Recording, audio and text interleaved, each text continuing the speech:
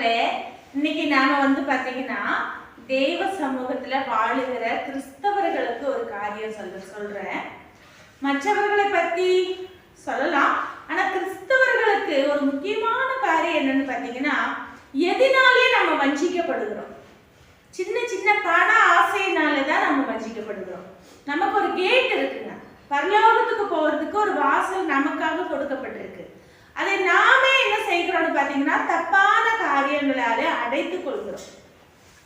அதுதான் நம்ம வஞ்சிக்கப்படுகிறதுக்கு காரணம். அப்ப அதை எப்படி அடைத்துக் கொள்கிறோம்னு பாத்தீங்கன்னா, மீகா 6ஆம் அதிகாரம் 11வது வசனம், கள்ள தராசும் கள்ள படிக்கற்களும் உள்ள பையும் இருக்கும்போது அவர்களை சுத்தமுள்ளவர்கள் என்று எண்ணுவேனோ அப்படின்னு கர்த்தர் சொல்லுகிறார். கள்ள தராசும் கள்ள படிக்கல்லும் நம்ம கிட்ட என்ன பண்ணக்கூடாதுங்க, இருக்கவே கூடாது.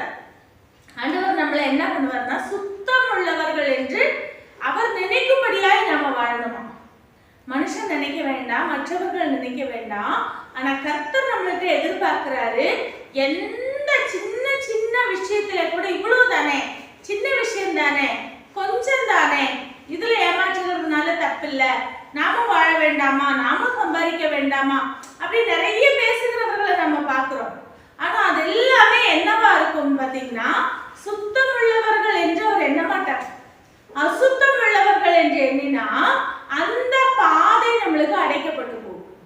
அதனால வெளியேற பெற்ற அந்த பாதைக்குள்ள நம்ம போக விடாம தடை செய்கிறவன் நமக்கு விரோதமாய் நம்ம ஹிருதயத்தை கட்டி போடாதபடிக்கு கூடுமான வரைக்கும் நம்ம எப்படி என்ன பண்ணணுங்களா, சுத்தமான கைகளை உடையவர்களா இருக்கணும்.